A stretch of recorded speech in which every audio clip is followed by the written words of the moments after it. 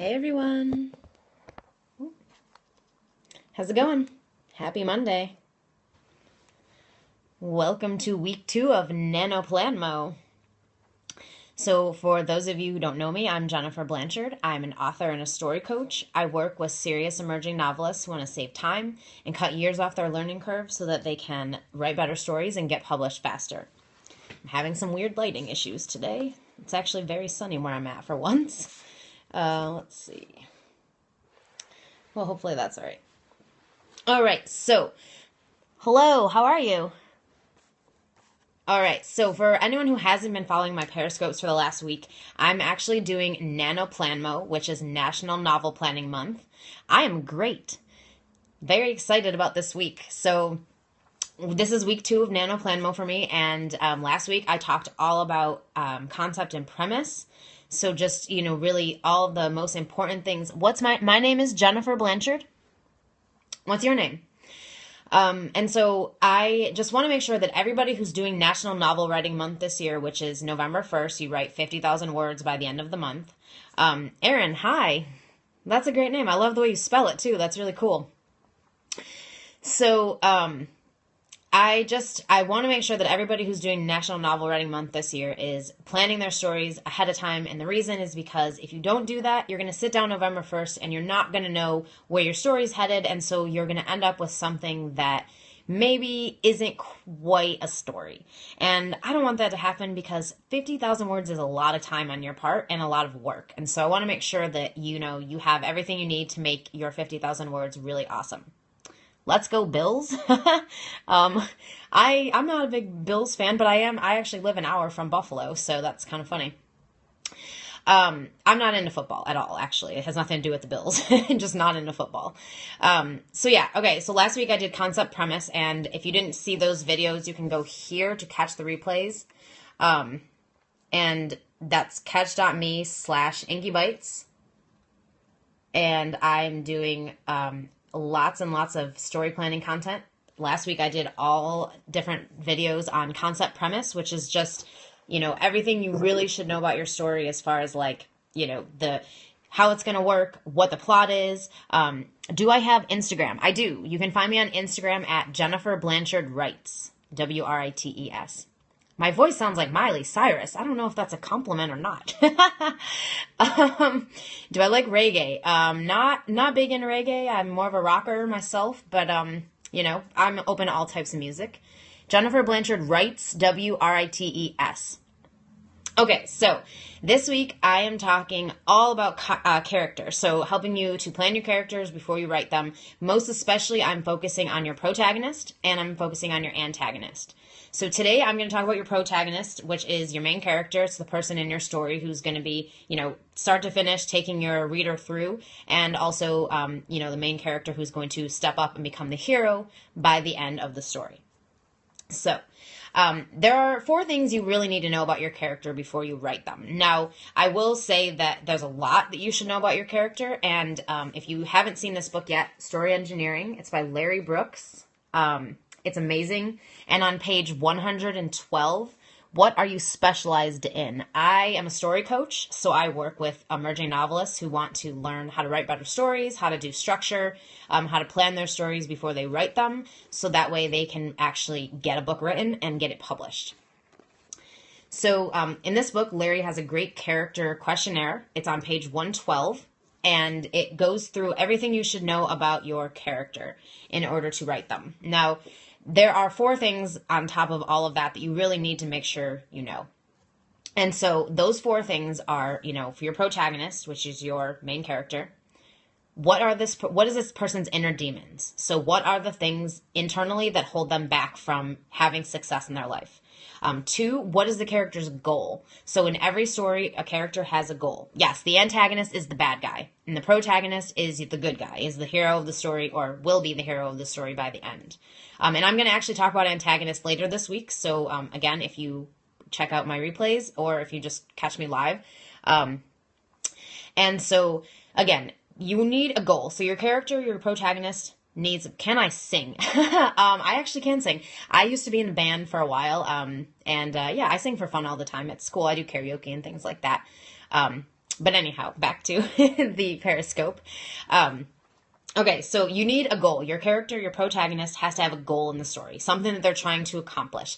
So whether that's, they're trying to get something or do something or have something happen, every story is different, every character is different. But you want to make sure that you know what your protagonist's goal in the story is. Now, third, you need to know the backstory. So what is the backstory for this person? How did this person become who they are today? How did they get where they're at in their life? And, where are they going? So that's all important things you need to know. And then the fourth thing you want to know about your protagonist is your character arc. So how is this person going to change from beginning of the story to the end of the story? Because, it's really important that the character changes. And if the character doesn't change, then it's not going to work. Character has to change from beginning to end in the story. Now, this isn't true for every character, but it is true for your main character, which is your protagonist.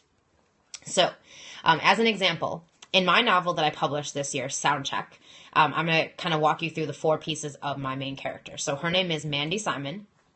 And in this book, she starts off, her inner demon is that she's a control freak and that she takes on way too much. So she just all the time takes on too much because she tries to control every situation. Now, her goal in the story is to become a concert promoter. At the time, in the beginning of the story, she's a radio promoter. That's not really what she's dreaming of doing. And she, are my other talks archived? Yes. So if you go to this link right here, catch.me/inkybites, that's my Twitter handle. All of my replay videos are listed there, so you can get them all. Everything that I've been doing for NaNoPlanMo, as well as the stuff I've done before and anything I do after the fact. But this whole month for October, I'm going to be doing NaNoPlanMo, and so I'm walking you through this week all about character. Next week, I'm going to cover story structure. You're welcome. And the week after, I'm going to cover scene planning. So everything you need to know about your story before you write it starting November 1st. Okay, so back to the example of my story. So her goal in the story is to become a concert promoter. That's her dream job. It's the thing she's been going after for the last 5 years, and she is really, that's what she wants. But she hasn't gotten there yet, and that's what she's trying to make happen in the story. Now, her backstory is that she has, obviously, she's a control freak, but she wasn't always this way. She became this way because of what happened to her in her past. And the biggest factor was that the love of her life died in a tragic car accident. And so because of that, she's really closed herself off to people. She's closed herself off to love, and she's really just become a workaholic. And so, she's just dove into her work and made sure that she stayed focused and she didn't let anything else in her personal life get in the way. Now, again, her goal in the story is tied into her backstory, and it kind of comes into play as she becomes this character that she needs to become in order to be the hero.